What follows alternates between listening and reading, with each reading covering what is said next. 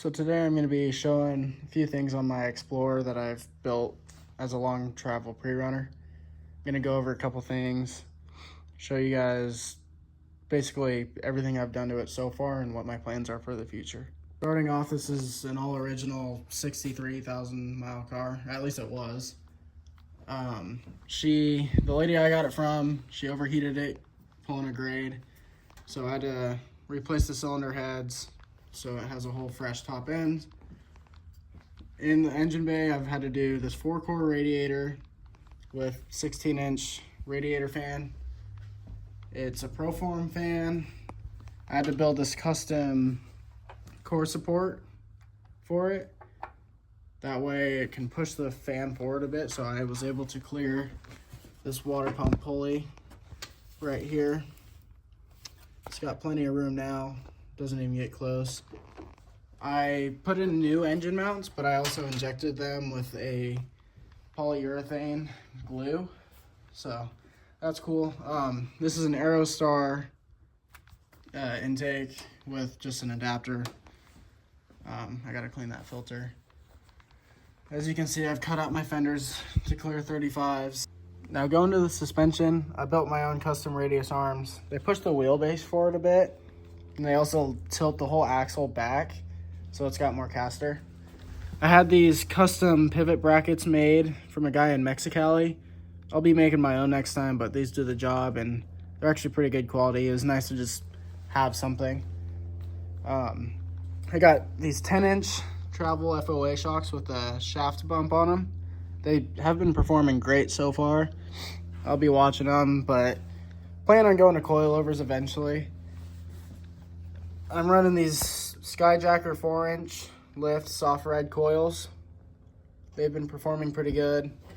This is a modified coil bucket, so it's stock bucket for the coil, but I have these F250 shock towers, and then you can see I welded a plate there.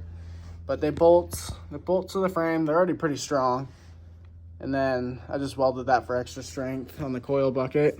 As you can see, I'm still also running my factory bump stops. I have it set up to where it hits the shock ones first, but under a lot of stress, it'll hit those factory ones still before hitting anything else. And then on my brake lines, they're just F250 OEM lines. They're a little bit longer than stock. My pitman arm is, I think, a 3.5-inch drop. It's helped a lot with bump steer, but still got a decent amount of bump steer. Just kind of how these things are until you go to swing arm. Underneath, I have a polyurethane transmission mount. So I had an issue where I kept going through radiators and radiator fans because the whole engine would hit the radiator. So I haven't had any problems anymore thanks to these mounts and this new core support.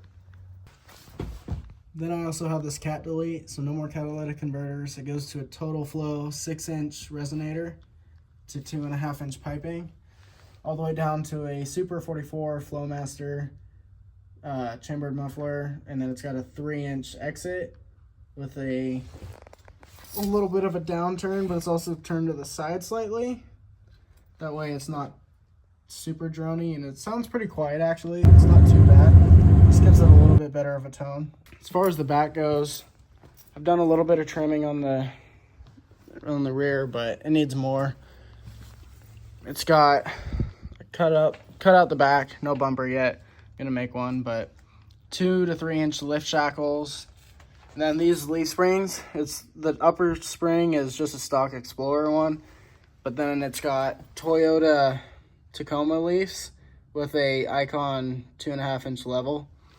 So they actually perform pretty good. They're a little stiff on the smaller stuff, but it's not too bad.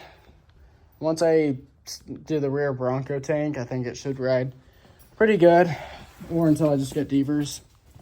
But yeah, and then it's got 2013 F-150 shocks with pin top eliminators, and it bottoms out the shocks before the bump stops, so this is more of a temporary rear setup.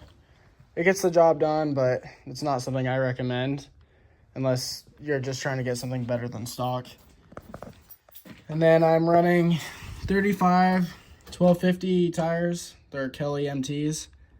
I believe they're made by Goodyear. And then 15 by 8 vision wheels. So same size front and back. It's not a bad setup. Does pretty good for what it is off-road. I just want to get a rear cage and get some devers in it. As far as interior goes, it's fairly stock. Still pretty clean interior, but all original, other than just like radio. Yeah, it's all original. This piece fell off not too long ago. I have to fix that. But I'm gonna keep it mostly original. I do have plans to swap out these front seats for something a little bit more bucket style and do a center console, like aluminum style, like, I don't know, something aluminum with switches and all that. That way I can start adding lights to it. So in the back, I'm gonna be doing a Bronco tank and then still running the double rear spares. But right now, I'm just running the double spares hooked up to the factory points. I forgot to mention I had a battery relocation that I did. That was pretty easy. You can just get some jumper cables, do it that way. And I have a strap holding it in. It's been holding up fairly well. No problems there. This trim always seems to fall off on me. So overall, it's a pretty solid rig. Had some fun with it through the whoops and all that, but as far as the front goes, I'm gonna be doing some Dana 44 knuckles, and then I'm gonna buy another stock set of Dana 35 beams, but I'm gonna widen them 6 inches.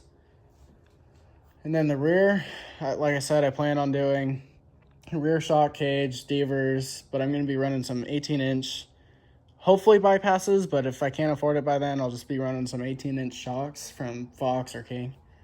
Something, I mean, I have nothing against FOA, but something a little higher quality, just so I can trust it. I'd rather spend the money once in the rear and be pretty happy. Not that the front's been any disappointment by any means. So now this is the garage-built prerunner I've been kind of playing around with. It's been my project for a while, and appreciate you guys watching.